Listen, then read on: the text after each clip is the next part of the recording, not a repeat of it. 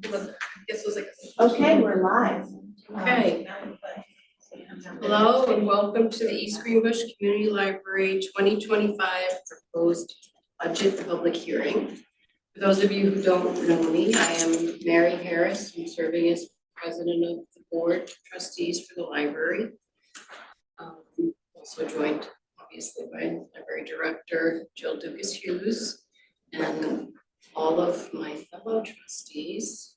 Charlie Pennsylvania is the vice president, Boost, Cole Crisanda, Katie Sheehan, who's our treasurer. Amanda, trustee, and it's like, yeah, and then Ken Angle is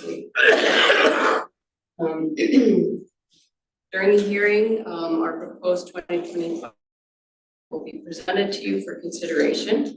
After the presentation, public comment is welcomed. On behalf of the library and the board, I want to thank you for your interest and support of our community gem that we have here. And at this time, please give your attention to Katie Sheehan, who will present our proposed 2025 fiscal plan. Thank you.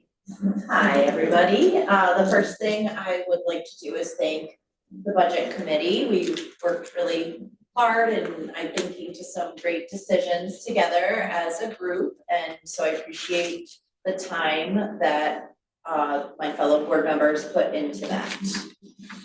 So here is our budget. We did the thing, right?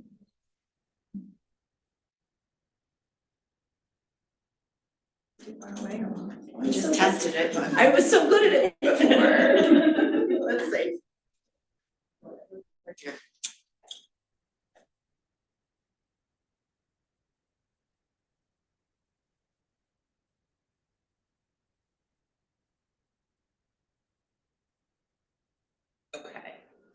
So we wanted to highlight some key points that we valued highly in this budget.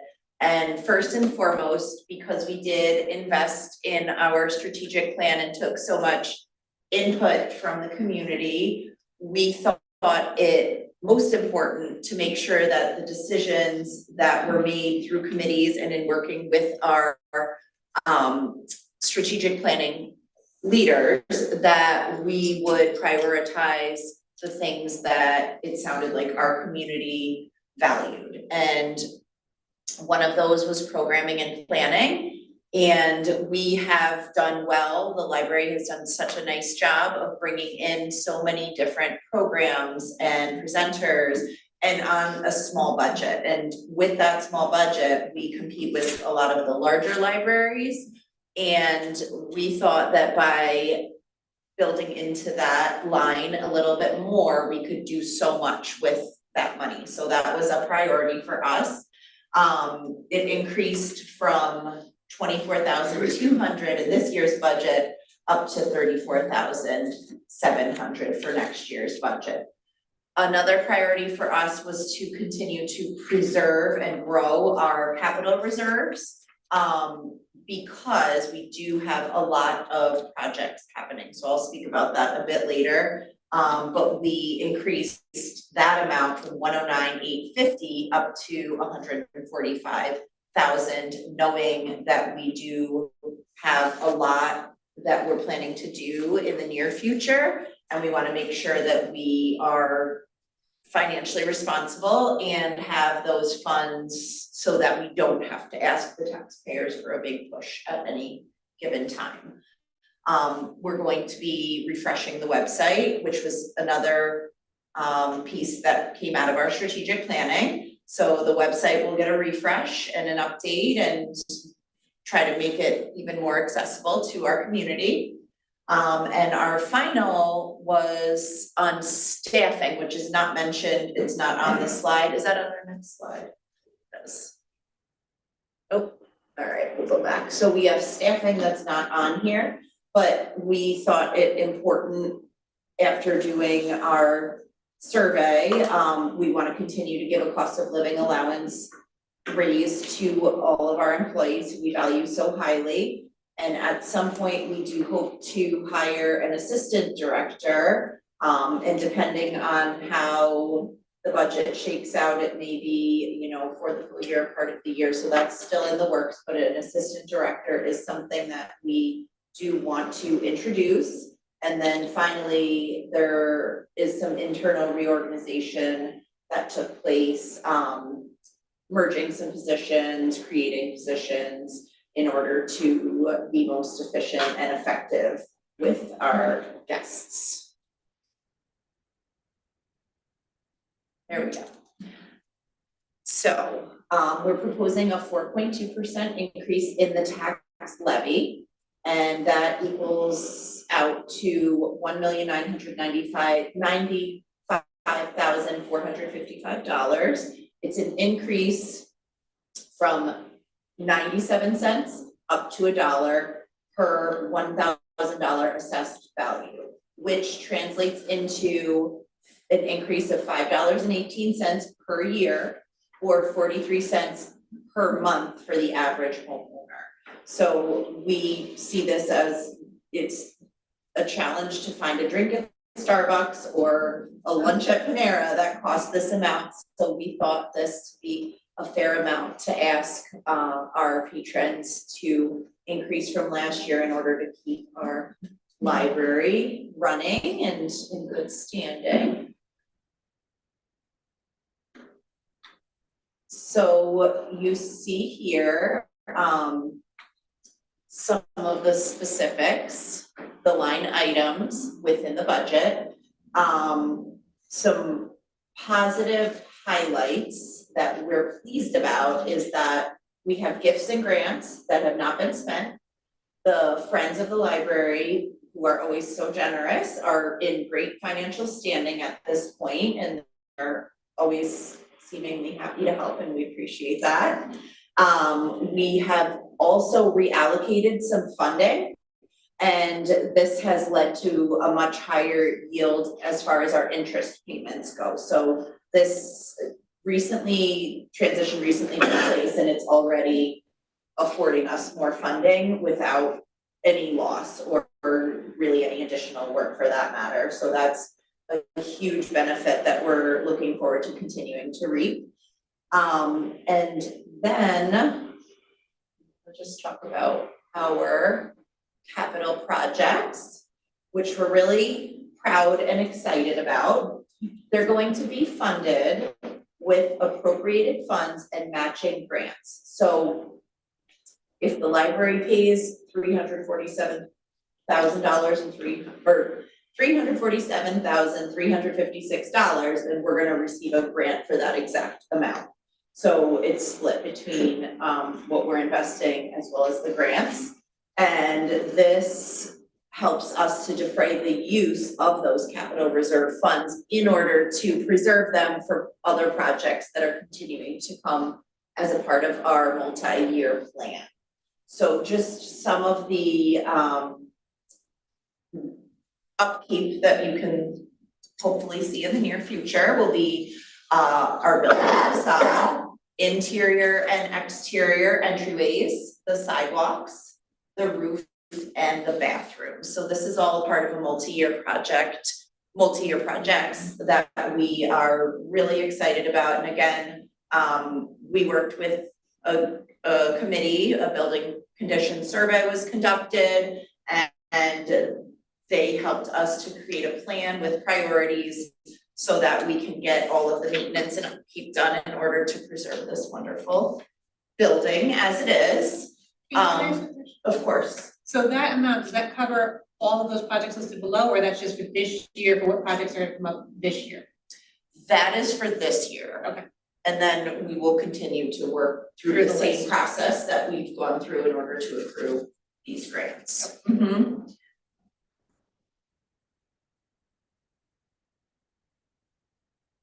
Well, I'll just talk through, and if it changes, it changes, and if it doesn't, okay, wonderful. So the last thing I want to mention before we invite you to become a trustee or tell your friends to become a trustee, the one item that's been up in the air is the contribution from SCODAC, and this was discussed at length. Meetings have taken place. with an effort to reach an equitable agreement. So when we wrote the budget, we included the contribution that we would like to see from them. But we left that item as an asterisk item because we're still in negotiations. We do not have a final number on that, and we won't for a period of time.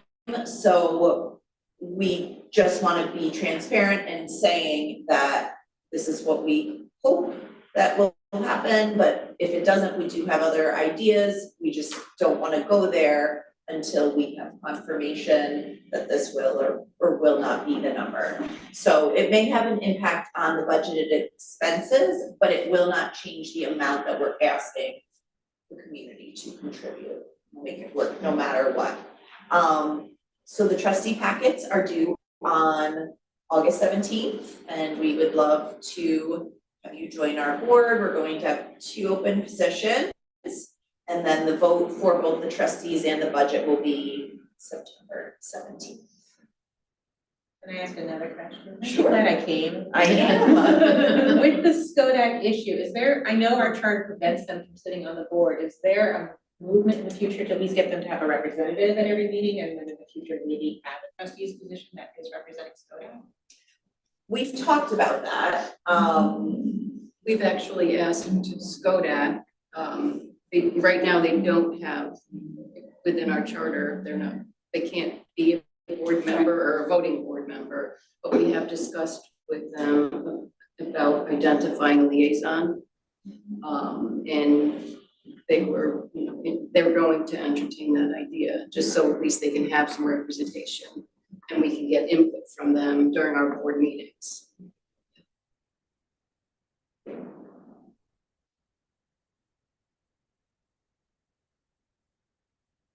At least 3 times with SCODAC right now, so we're actively meeting with them. Questions or Comments? Sure. Totally new, so Hi, welcome. what are the liquor insurance services? Is that something you provide to SCODAC? So their community members are treated exactly the same way that the members of our East Greenbush community are treated. And in order to receive those services, being the ability to sign up for programming sooner than other members of other communities, getting the requesting through our Upper Hudson, different services using the meeting rooms. So those special services that are kind of reserved for our community members, we extend those services to SCODAC, and then they pay as a full community to be primary members of our library. SCODAC doesn't have a library of their own in their community. Oh, okay. So they have right, and library law requires communities over a certain population over 10,000 to provide a library to their residents or to contract with another community.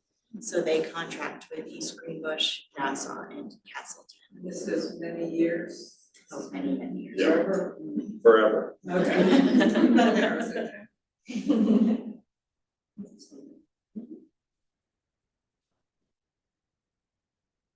Other questions or comments? I'm just pleased that you are considering all the repairs that the building needs. Because I've worked with a lot of nonprofits over the years, and they haven't put money into their building, and sometimes the building has to be, torn down because they didn't care for it. So it's nice to see that, this library is caring for the building, so you're not in that situation in the future. And I'm glad to see it increased in programming, and I have seen that there's more programs for adults, which has been a concern for a long time. I mean, children's programs are always wonderful, but it's always lacking for adults, and you can see the increase in that. So happy to see those changes. Thank you. Thanks, Betty. Yeah, we're glad you see it that way, because I know some people may see building the reserves or investing in projects as not so much of an investment, but we have this wonderful building and space, and in order to keep it standing and functioning as it needs to, we do need to make those investments. So thank you for your support, for seeing it that way. Another question. This was the first year that the library uses a warming station. Does this budget reflect having to step up and do that possibly again, or the future of generator and like that? There's no generator in this budget. It's something that we've talked about, but we have not decided whether we would do that in a future capital budget. Primarily because we have some really pressing capital projects that need to be done right now to keep our envelope safe, or tight, the building envelope. In that project, it looks like we're gonna begin the project in August. We have some contracts that will be discussed tonight by the board, went out to bid, we have everything that. So that's very promising. It all came in under budget, which is great. Whether we are a warming station or a charging station, that's really not an additional cost to us because we're open, we were only open during library open hours for that. We weren't open, 24 hours a day for that. We were open during library operations. What was different about this year was we had a planned staff development day. So we already had staff who were going to be on site for staff development day, and we canceled our staff development day so that we could be open because it was during one of those storms where almost the entire community didn't have power. We thought it would be more important at that moment to be open than have, people coming up to the door and finding we were in here with power, but we weren't letting anyone in. So our staff But it was a rallied. fluke that we had power. It was a fluke. Most of the community It did was. not. I think that's what you're addressing. The question is, should an added thing that we do is to turn this into an area of refuge or something like that so that we would have power, because basically we can function with just electricity, which would be a generator, and it's something to consider. Don't ask me questions. So we're here for